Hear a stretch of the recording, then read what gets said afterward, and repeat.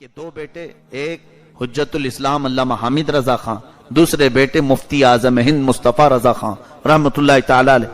ان دونوں کے ذریعے سے یعنی مفتی اعظم ہند کی صاحبزادی بڑی بیٹی اور حجت الاسلام مولانا حامد رضا خان صاحب کے بڑے بیٹے علامہ ابراہیم رضا خان، دونوں کی شادی سے حضور تاج الشریعہ پیدا ہوئے.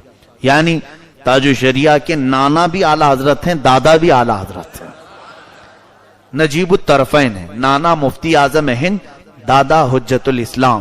ان دونوں کے واسطے سے اعلی حضرت تک آپ پہنچتے ہیں، ماں کے سلسلے سے بھی باپ کے سلسلے سے بھی. گھر میں آپ کی عمر جب 4 سال 4 مہینے 4 دن کی تھی، بریلی میں یہ رسم بسم اللہ خانی اعلی حضرت کے خاندان میں بڑی مشہور ہے. آپ کو آپ کے والد ماجد نے کروائی تھی اور آپ کی والدہ کے پاس ہی آپ نے کتنا دین پڑھ لیا تھا. مفتی اعظم ہند کی بیٹی تھی ان کی والدہ، تقوی بچپن سے سکھایا تھا. اور ایسے تقوی کہ حضور تاج الشریعہ رحمت اللہ علیہ کے سفر میں بھی میں نے بہت مرتبہ دیکھا کہ کبھی آپ کی نماز قضا نہیں ہوتی، چاہے وہ کیسے بھی سفر میں آپ جا رہے ہو. بلکہ بریلی میں پہلے کہیں سفر میں جانے سے پہلے آپ کو بتانا پڑتا تھا کہ کہاں سے کہاں سفر پہ جانا ہے، اور پوچھتے تھے. مثال کے طور پر ممبئی سے پونا جانا ہے، پونا سے پھر آگے جانا ہے، تو انہیں بتانا پڑتا تھا کہ یہاں سے یہاں کا ٹائم کتنے دیر کا ہے، کتنے گھنٹے لگتے ہیں، اور پھر اسی کے حساب سے نمازوں کے بیچ کا ٹائم وہ سفر کے لیے دیا کرتے تھے کہ جس جگہ پہنچے وہاں نماز کا وقت ہونا چاہیے اور شہر میں نماز پڑھ کر کے چلیں.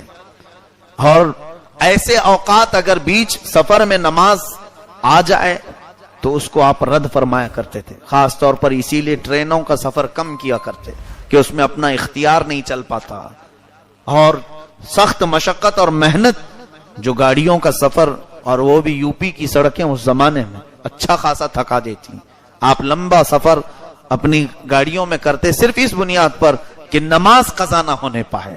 یہ بچپن سے والدین کا دیا ہوا طریقہ تھا. اور پڑھنے کے وقت آپ کا حال یہ تھا کہ آپ منظر اسلام میں پڑھتے رہے. پڑھائی ان کے جو ساتھ میں پڑھے ہوئے ہیں وہ لوگ موجود تھے. گجرات کے ایک مولانا ہیں، مقبول صاحب ہیں، حضور تاج الشریعہ کے وہ ساتھیوں میں رہے. کہتے ہیں کہ پڑھنے کا طریقہ یہ تھا کہ کلاس شروع ہونے سے پہلے اعلی حضرت فاضل بریلوی کے مزار کے پاس کھڑے رہتے، اور پڑھنے کے لیے جیسے ہی کلاس میں آتے، پڑھ کر ہونے کے بعد فوراً پھر اعلی حضرت کے مزار کے پاس آتے. ان سے روز پوچھتا میں کہ آپ جانے کے وقت بھی آنے کے وقت بھی کیا کہتے ہیں؟ فرماتے کہ امام علم و فن یہ ہیں اعلی حضرت، یہ امام علم و فن ہے، تو جو پڑھتا ہوں کلاس میں وہ ان کو سنا کر کے آ جاتا ہوں تاکہ محفوظ ہو جائے، اور اگر کچھ غلط ہو تو یہاں سے مجھے اشارہ ہو جائے. یہ ان کے بچپن کا اور پڑھائی کے زمانہ میں بتا رہا ہوں. پھر جب آپ یہاں کا علم جو درس نظامیہ وغیرہ ہوتا ہے ختم کر کے مصر گئے، 1963 کی بات ہے. مصر جب تشریف لائے تو 3 سال آپ وہاں پر رہے. وہ کیسے رہے آپ کو میں بتاؤں. 3 سال تک 1963 سے 1966 تک تقریباً آپ وہاں پر تھے. 40 سال کے بعد جب حضرت کے پاس میں قریب رہا، آپ نے خود مجھے بتایا تھا اپنے پڑھنے کے زمانے کی باتیں کہ اس وقت کھانا بنانا پڑتا تھا، بنا کر کے کھاتے تھے. فرماتے ہیں کبھی پکی سبزی کھائی نہیں ہم نے، کتاب کھول کر بیٹھتے تھے اور ادھر سالن پکتا رہتا تھا، اور کبھی تو جل جاتی تھی سبزی اور کبھی جلدی اٹھا لیتے تو کچی رہ جاتی تھی. 3 سال ایسے ہی نکلے، اور ہم صرف اس بنیاد پر کہ کھانے کے لیے نہیں گئے تھے، کتابوں سے اتنی غذا مل جاتی تھی کہ اس کھانے کی کبھی شکایت بھی نہیں کی. یہ بھی بات یاد رکھیں کہ حضور تاج الشریعہ ایک بڑے خاندان سے تعلق رکھتے ہیں، یعنی دینی خاندان تو ہے ہی. اعلی حضرت اپنے زمانے کے بہت بڑے رئیس تھے، زمیندار بھی تھے. بے حساب زمینیں اعلی حضرت کی آج بھی موجود ہیں، پورے کا پورا گاؤں ان کی زمینوں کا ہے. لیکن کبھی بھی وہ مال کا غرور نہیں آیا. پڑھنے کے زمانے میں کہتے ہیں کچی سبزی کھاتے یا پھر جل جاتی سبزی. ایسے 3 سال گزرے، اور ایک وقت سنا ہم نے کہ یہاں سے ہندوستان میں اس زمانے میں جو حکومتیں چل رہی تھیں کانگریس کے دور میں، غالباً یہاں کی کانگریس کی لیڈی وہاں پہنچی تھی، اور جب وہاں پر پہنچنے کے بعد ہندوستان کے طلبہ اسٹوڈنٹس کون کون ہیں، ظاہر سی بات ہے ہمارے ملک کے بھی یہاں پڑھ رہے ہیں، تو بتایا گیا کہ ہاں ہیں یہاں پر کچھ طلبہ ہیں۔ حضرت کے ساتھ جو انڈین اسٹوڈنٹس تھے وہاں پر بتایا گیا کہ تمہارے ملک کی ایک بڑی لیڈر آئی ہوئی کانگریس کی، وہ آئی ہوئی ہے اور بلایا جا رہا ہے۔ ہمارے ساتھ بھی ایسا ہوا ہے کہ جب کوئی ملک کا پریزیڈنٹ آتا تھا تو جامعہ ازہر میں جو پڑھنے والے اسٹوڈنٹ ہیں ان کو پیش کیا جاتا تھا کہ یہ انڈیا کے ہیں، یہ فلاں جگہ کے ہیں۔ تو اسی طرح حضرت کو جب خبر دی گئی کہ ایک لیڈی آئی ہوئی ہے تو ظاہر سی بات ہے دوسرے جب پڑھنے کے زمانے میں دوڑے دوڑے بھاگتے تھے کہ دیکھ کر کیا ہے ہمارے ملک کے یا تو پرائم منسٹر یا جو بھی منسٹر آئے ہوں۔ حضرت نے پڑھنے کے زمانے میں انکار فرما دیا۔ پہلی بات تو وہ کافرہ ہے، دوسری بات تو غیر محرم ہے، میں ہرگز نہیں جاؤں گا۔ یہ اس زمانے آپ تنہا تھے جو انکار کیے، دوسرے ملنے کے لیے اگرچہ چلے گئے ہوں نہیں گئے۔ حالانکہ اس زمانے کی کوئی بات آپ کو کون کیا کہہ سکتا تھا، پڑھنے کا زمانہ تھا، مل لیے تو کیا ہے، نہیں، یہ تقوی ان کے گھر کی وراثت میں ملا ہے۔ اسی طرح سے میں 40 سال کے بعد حضرت کے ساتھ مصر کے دورے میں ساتھ رہا۔ 2009 میں حضرت تشریف لائے تھے مصر، جب میں وہاں پڑھ رہا تھا۔ اور یہ ایک آپ کو اس لیے میں بتا رہا ہوں کہ لوگوں کو یہ نہ لگے کہ سنی سنی باتیں کر رہا ہوں۔ پہلے میں اپنی حیثیت آپ کو بتا دوں، الحمدللہ میرے تعلیم کا اکثر حصہ جو میں نے مفتی کورس کیا ہے وہ حضور تاج الشریعہ کے پاس ہی کیا ہے، اور الحمدللہ روزانہ کتاب آپ کے پاس پڑھنے کا مجھے شرف حاصل ہوتا، وہ پوری ریکارڈ میرے پاس موجود ہے۔ میرے وہ خاص استاد رہے ہیں، میری تربیت فرمائے ہیں۔ اور اتنا ہی نہیں، جامعہ ازہر جانے کی جب میری بات آئی تھی، جامعۃ الرضا کا الحاق جب ہوا تھا جامعۃ الرضا کا جامعہ ازہر سے، تو پہلی بیچ جو بریلی سے جانے والی تھی اس میں صرف سنگل میرا نام آیا تھا، صرف میرا اکیلے کا نام ہے، وہ بھی حضرت کی دعا سے الحمدللہ۔ 1-1.5 سال مفتی کورس کا ہونے کے بعد میرا سلیکشن لیٹر وہاں سے آیا، تو ابھی میری دستار بندی نہیں ہوئی تھی، یعنی مفتی کورس کی جو امامہ باندھا جاتا ہے وہ عرس رضوی میں، اس سے پہلے ہی میرا سلیکشن لیٹر آ گیا، جانا تھا۔ پوچھا میں نے حضرت سے کیا کروں، کہا آپ نکل جاؤ۔ ایک چاہ بھی تو رہتی ہے کہ اتنے دن پڑھے اور میرے دستار نہیں ہوئی۔ مجھے بھی یہ خواہش تھی کہ جلسے میں عرس اعلیٰ حضرت کے بعد چلا جاتا تو اچھا ہوتا، لیکن وہاں وقت نہیں تھا، اگر لیٹ کرتے تو سلیکشن ختم ہو جاتا۔ تو حضرت نے فرمایا کہ نہیں جاؤ تیاری کرو۔ تو میں بادل ناخواستہ جامعہ میں آیا، اپنا سامان وغیرہ اٹھایا، تیاری کر رہا تھا۔ اسی وقت مجھے خبر دی گئی کہ حضرت مدرسے میں آ رہے ہیں، ظہر کے بعد مدرسے آنے والے۔ اسی دن مجھے نکلنا تھا بریلی شریف سے، میرے سب اساتذہ سے ساتھیوں سے مل کر سنا کہ حضرت آ رہے ہیں اچانک۔ تو حضرت کے آنے کے وقت سارے طلبہ جتنے بھی ہیں وہ مسجد میں جمع ہو جاتے تھے، تقریباً 700-800 کے قریب وہاں پر طلبہ پڑھتے تھے بریلی شریف میں۔ تو سارے اساتذہ سب جمع ہوئے، تو آنے کی خبر پوچھی گئی۔ دوپہر میں حضرت تشریف لائے ہیں، ان کے صاحبزادے علامہ اسجد رضا صاحب بھی ساتھ میں تھے۔ تو بتایا حضرت نے کہ ہمارے جامعہ کا ایک بچہ جامعہ ازہر جا رہا ہے، میں اس کے لیے آیا ہوں۔ میرے لیے حضرت تشریف لائے تھے، اور آنے کے بعد حضرت نے بیان فرمایا، میرے دل میں جو خواہش تھی کہ میری دستار کے بعد جاتا تو اچھا ہوتا، اپنے ساتھ اپنا ایک امامہ لے کے آئے تھے، ایک عطر کی بوتل اور ایک دستی، یہ چیزیں مجھے دی اور سب کے سامنے میرے سر پر باندھا۔ یہ ہوتا ہے روشن ضمیر پیر جو دلوں کے حالات سے خبر رکھتا ہے۔ آپ نے فرمایا اب تم مایوس نہ ہو، تمہاری دستار میں نے کر دی ہے۔ یہ حضرت نے بیان میں فرمایا تھا، بیان فرمایا اور نصیحت بھی کی تھی، جانے کے بعد وہاں کیسے رہنا چاہیے، وہاں کیسے رہنا، اس پر 1/2 گھنٹہ نصیحت فرمائی کہ لوگوں سے میل جول زیادہ نہ رکھو، علم کے لیے جا رہے ہو، گھومنے پھرنے سے تعلق نہیں رہنا چاہیے، طالب علم کو یہ سب چیزیں زہر ہیں۔ آپ نے کئی عربی کی عبارتیں پڑھ کر نصیحت فرمائی، پھر وہاں سے چل پڑا۔ مصر جانے کے بعد اکثر ایسا ہوتا کہ حضرت سے میرے تعلقات قائم تھے، الحمدللہ۔ کتابوں کو حضرت بہت پسند فرماتے تھے، عربی کی کتابیں وہ مصر سے خرید کر بریلی لانے کا کام میرا ہی تھا۔ تو کئی کتابیں میں وہاں سے لے کر کے آتا. پھر ایک بار پلان یہ بنا کہ حضرت مصر تشریف لائیں. وہاں پر مصر میں سنی علماء کے دماغ میں کچھ لوگوں نے یہ خرافات ڈال دی تھی کہ بریلوی ایک نیا فرقہ ہے, اس کو ختم کرنا ضروری تھا. اس کے لیے ہم نے حضرت کو وہاں بلایا تھا. حضرت تشریف لائے اپنے چند مریدین کے ساتھ. وہ سارا انتظام میرے ذمہ تھا. الحمدللہ حضرت کے قیام کا, حضرت کے ساری چیزوں کا میں منتظم تھا. میرے اپنے پیسوں سے نہیں, حضرت کے ہی پیسوں سے. سارے انتظامات کے بعد میں جو بات کہنے جا رہا ہوں وہ یہ ہے, دریائے نیل کا نام تو سنا ہوگا آپ نے. اس کا حسن و جمال پوری دنیا میں مشہور ہے. ہاں, اس کی رنگینی, اس کی رانائی. دریائے نیل عیاشی کے لیے بھی مشہور ہے آج تک, آج بھی. اس میں کشتیاں جو ہے سجا کر کے ایسے ڈانس ہوتے ہیں, رقص ہوتے ہیں, ساری اور بھی بہت ساری چیزیں. دریائے نیل دیکھنے کے لیے لوگ دور دور سے آتے ہیں. ہم جہاں رہتے تھے جس ہاسٹل میں, وہاں سے دریائے نیل صرف 15 منٹ کا راستہ ہے مصر میں. اور بہت دنیا کی سب سے بڑی لمبی دریا کا نام, ندی کا نام ہے دریائے نیل. حضرت بھی اسی ہاسٹل میں 3 سال گزار کر گئے, اور جب 40 سال کے بعد آئے تھے یعنی 2009 میں, حضرت کی بصارت, آنکھوں کو کمزوری لاحق تھی, دیکھ نہیں پاتے تھے.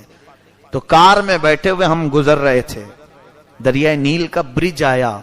تو میں نے عرض کیا کہ حضرت ہم دریائے نیل کے اوپر سے گزر رہے ہیں. چلتے چلتے ہم بتا دیتے کہ ابھی قریب میں یہ چیز آئی, وہ چیز آئی. تو حضرت کو ہم نے بتایا کہ یہ دریائے نیل کے اوپر سے ہم گزر رہے ہیں. تو مسکرانے لگے اور فرماتے ہیں میرے پڑھنے کے زمانے میں جب میں یہاں تھا 3 سال رہا, کبھی مجھے آنے کا اتفاق ہی نہیں ہوا, کبھی دریائے نیل دیکھا نہیں. میں آج آپ کو بتاؤں, یہاں انڈیا سے پڑھنے کے لیے جتنے بھی جاتے ہیں, ابھی داخلہ نہیں ہوا ہوتا ہے, وہ دریائے نیل دیکھنے پہلے جاتے ہیں. ایڈمیشن بعد میں ہوتا ہے, وہ نیل دیکھنے پہلے جاتے ہیں. پیرامڈز پہلے دیکھنا ہے, الیگزینڈریا پہلے دیکھنا ہے. سب جانے والوں کا یہ حال ہے. حضرت فرما رہے ہیں 3 سال میں رہا جامعہ ازہر میں, کتنا مشکل سے 15 منٹ کا راستہ ہے, 15 منٹ کا راستہ ہے. فرماتے کبھی میں دریائے نیل دیکھا ہی نہیں, اور اب 40 سال کے بعد آیا ہوں, تم لوگ اس کے اوپر سے گزار رہے ہو, اب میری آنکھیں ہی نہیں. یہ متقی کی زندگی ہوتی ہے جس کے سامنے دنیا کی خوبصورتی پھیکی ہے. حقیقت بات تو یہ ہے, جن نظروں میں جمال مصطفیٰ بسا ہو اسے دنیا کی خوبصورتی کبھی اپنی طرف دعوت دے ہی نہیں پائے گی. یہ ان بزرگوں کی زندگی. حضور تاج الشریعہ دام ظلہ العالی, آپ کا سایہ ہم سب پر ہمیشہ قائم و دائم رہے. آپ اپنے تقوی و طہارت کی زندگی کو جس طرح گزارتے رہے, ان کی پرسنل لائف میں میں نے دیکھا وظیفوں کا ٹائم الگ, لوگوں سے ملاقات کا ٹائم الگ, اپنی عبادتوں کا ٹائم الگ, پھر کتابیں لکھنے کا ٹائم الگ. آخری عمر تک آنکھیں جا چکی تھیں, دیکھ کے پڑھ نہیں سکتے تھے. اس زمانے میں آپ نے تقریباً 12 یا 14 کتابیں لکھی ہیں. کیسے؟ ان کے داماد بیٹھے ہوتے, میں بھی بیٹھا ہوں لکھنے میں, اور آج ان کے پوتے داماد مولانا عاشق صاحب میرے ساتھیوں میں سے.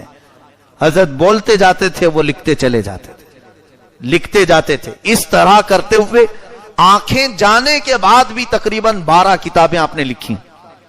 اعلیٰ حضرت کی ذات, اس وقت جو کتابیں اعلیٰ حضرت کی اردو میں تھی اس کو آپ نے عربی میں ٹرانسلیٹ کیا.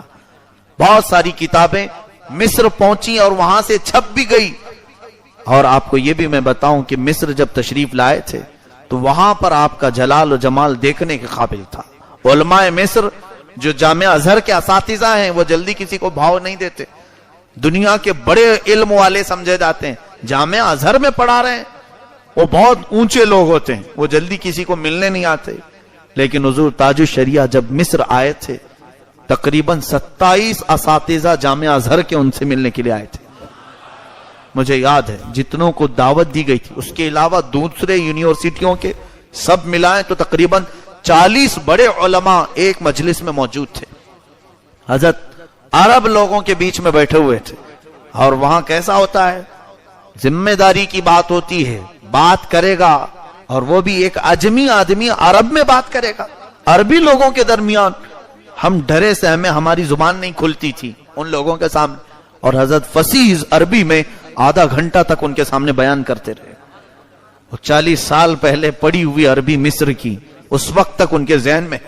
جب بولتے گئے وہ اساتذہ جو جامعہ ازہر کے وہ اش کرتے رہے. اس کے بعد مصر کا ایک طریقہ ہے, اب جیسے یہاں کیسے کوئی بھی آئے بیان کرے اور چلا جائے, وہاں مصر میں ایسا نہیں ہوتا. بیان کرنے کے بعد مقرر کو بیٹھاتے ہیں, بیٹھو, جو بیان کیے نا اس میں کچھ سوالات ہیں, ہم سوال کریں گے, آپ جواب دو. وہاں کا قانون ایسے ہی ہے, طریقہ ہے, کوئی بھی بول کے بھاگ نہیں سکتا. یہاں تو کچھ بھی بولو اور چلو جاؤ, لوگ سب سننے کو تیار ہیں. وہاں ایسا نہیں ہوتا, مقرر کو بٹھاتے ہیں, بیان ختم ہونے کے بعد اسے 15 منٹ یا آدھا گھنٹہ دینا پڑتا ہے. حضرت کے ساتھ بھی یہی ہوا. آپ کا بیان ختم ہوا تو لوگوں نے کہا کہ ہمارے کچھ سوالات ہیں, آپ بیٹھیں. حضرت بیٹھے رہے, سوالات آتے رہے, فصیح عربی میں ہر ایک کا جواب دیتے رہے. اسی مجلس میں میں جانتا ہوں صومالیہ کے, افریقہ کے, حبشی جو سٹوڈنٹس وہاں پڑھتے تھے, کئی طلبہ جامعہ ازہر میں 60 ملکوں کے طلبہ اس مجلس میں حاضر تھے. انڈونیشیا کے, ملیشیا کے, یوکرین کے, انگلینڈ کے, بہت ساری جگہوں کے جو سٹوڈنٹ بیٹھے تھے, سبوں نے حضرت کے ہاتھ پر بیعت کی. اس وقت اس مجلس کے بعد وہاں پر بیعت لی اور حضرت سے کہا کہ آپ اپنی سند حدیث کی اجازت ہمیں عطا کریں. اس پوری مجلس میں علماء پر ایک ہی رعب طاری تھا. تب ہمیں دوسرے دن سے ہماری کالج کلیہ جس میں ہم پڑھتے تھے جانے میں فخر ہونے لگا. جب ہم داخل ہوتے تھے تو ہمارے ساتھی جو مصر کے تھے وہ سب کہتے تھے اچھا انڈین ہو. پہلے تو حقیر نظروں سے دیکھتے تھے, اس کو تو عربی آتی نہیں, لیکن حضرت کے آ کر جانے کے بعد فخر سے ہم جاتے تھے, ہاں ہم بھی اسی ہندوستان سے ہیں جہاں کے حضور اختر رضا صاحب ہیں. الحمدللہ ہمارا سر انہوں نے وہاں مصر میں بلند کیا تھا. ہمیں کبھی کبھار کلاس میں کھڑا کرتے تھے استاد اور لوگوں کو یہ بتاتے تھے, جانتے ہو یہ ہندوستان سے آئے ہیں جہاں سے حضور تاج الشریعہ آئے تھے, جن کی مجلس میں ہم بیٹھے تھے. ان کے آنے کا دورے کا پورا یعنی روداد مصر کے عربی اخباروں میں چھپی تھی یہ باتیں کہ, اور انہوں نے کیا کہا. ہوتا ہی ہے, ہر کوئی فضیلت اپنی طرف پھیر لیتا ہے. حضور تاج الشریعہ کا یہ تو تقویٰ تھا اور ان کا خاندانی علم تھا, لیکن دوسرے دن اخبار میں, مصر کے اخبار میں ایک لمبا میٹر, ایک لمبا مضمون شائع ہوا, یعود الفضل الی الازہر, یعنی تاج الشریعہ کو جو فضیلت حاصل ہے انہوں نے یہ لکھا کہ یہ جامعہ ازہر سے پڑھے ہوئے ہیں. ہر کوئی چاہتا ہی ہے کہ ہمارے ہی ہیں. تو یہ پہلی مرتبہ دیکھنے کو ملا کہ ان لوگوں نے بھی کہا کہ ازہر کے طلبہ جامعہ ازہر سے پڑھے ہوئے ایسے ایسے لوگ بھی ہیں. تو دوسرے دن اس کے جو رئیس جامعۃ الازہر جو بڑے پرنسپل کے مقام پر ہوتے ہیں, 4 لاکھ سٹوڈنٹ ہیں جامعہ ازہر کے, تقریباً 4.5 لاکھ کے قریب طلبہ ہیں جامعہ ازہر میں جو پڑھتے ہیں. وہ ایک پورا شہر ہے, چھوٹا موٹا ایک مدرسہ نہیں, جامعہ ازہر ایک پورا شہر ہے.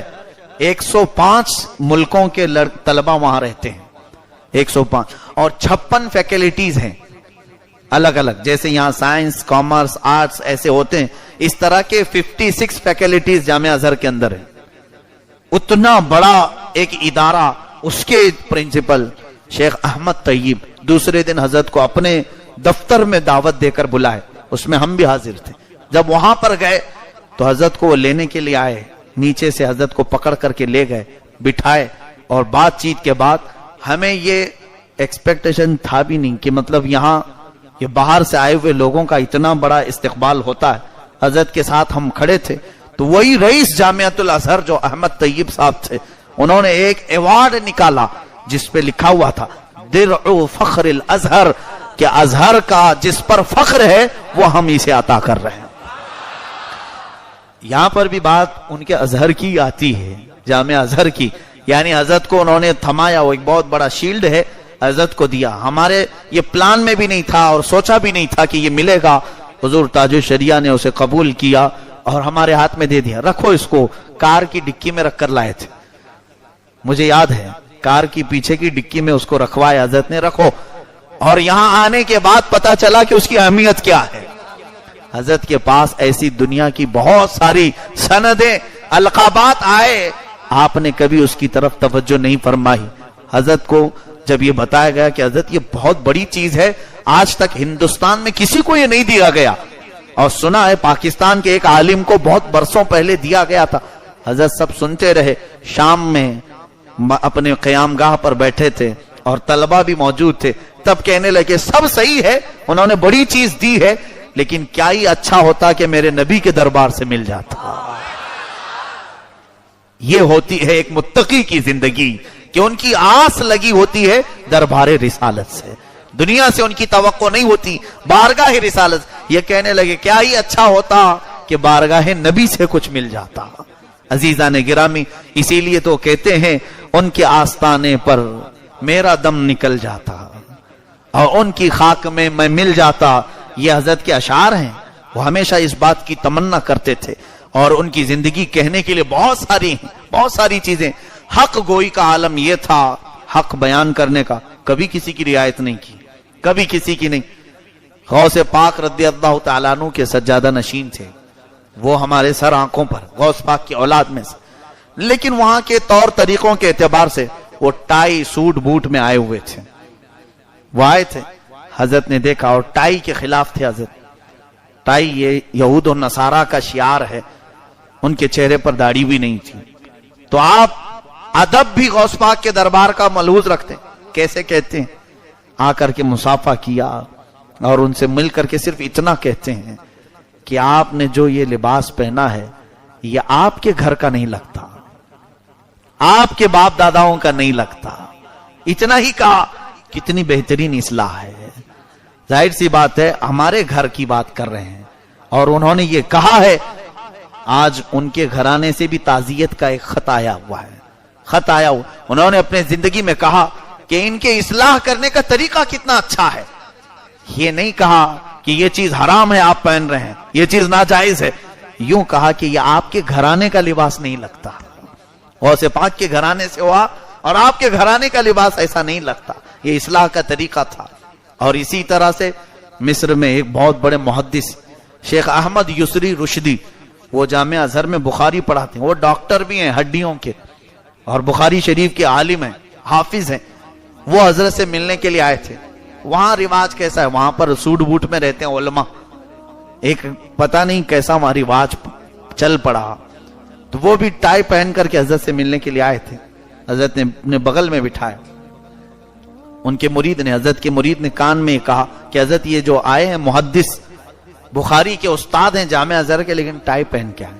حضرت نے کہا لا حول ولا قوت الا باللہ، اور اس کے بعد ان کے کان میں صرف اتنا کہا کہ یہ ٹائی یہود و نصارہ کا طریقہ ہے، اس پر میں نے ایک کتاب لکھی ہے۔ تو کتاب کا حوالہ آپ نے پیش کیا۔ تو وہ جو محدث تھے ابھی وہ باحیات ہیں، ہزاروں شاگرد ہیں ان کے، انہوں نے ٹائی پہلے یوں کی اور کندھے پہ یوں ڈال دیا پیچھے، اور اس کے بعد پھر بیٹھے رہے، اور حضرت سے کہا میں نے پیچھے ڈال دیا ہے، ٹائی لٹک نہیں رہی، ابھی گلے میں بندھی ہوئی تھی، پیچھے ڈال دیا ہے۔ حضرت نے فرمایا پیچھے نہیں گلے سے نکال لی تھی۔ اس وقت تک یہ نہیں کہ ایک بہت بڑے عالم دین آئے، انہوں نے یوں اپنی ٹائی نکالا، یہ ہمارے سامنے کی بات ہے۔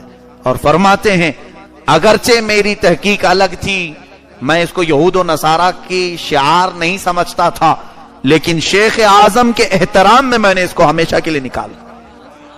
انہوں نے نکال دیا، اور پھر حضرت کا ہاتھ پکڑے، ہاتھ پکڑ کر کے کہنے لگے آپ جس بات کی مجھے تلقین کرتے ہیں میں اس پر اپنی تصدیق کرتا ہوں، اور یہ کہتا ہوں قبلنا علی ملت رسول اللہ، رسول اللہ کی محبت پر ہم نے آپ کو قبول کیا ہے۔ یہ ہم نے وہاں پر حق گوئی کا مظاہرہ دیکھا۔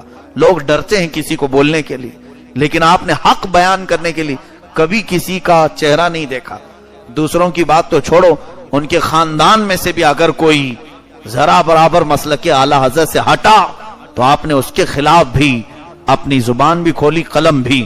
ان کے خاندان میں ایک صاحب ایسے بھی نکلے جو اتحاد ملت بنائے ہیں، دیوبندیوں سے، وہابیوں سے۔ اعلی حضرت کا خون ہو ہی نہیں سکتا اس طرح سے کرے تو زندگی بھر حضور تاج الشریعہ جس بھی جلسے میں جاتے، لوگوں کو معلوم ہے یا نہیں پتہ نہیں، وہ اتحاد ملت آپ کو بھی نہیں معلوم ہوگا، لیکن حضور تاج الشریعہ آتے تو دعا جب کرتے تو آخر میں یہ کہتے کہ مولا جتنے ہمارے دین میں صلح کلی بن رہے ہیں یہ اتحاد ملت نہیں ہے، ذلت ہے، قلت ہے.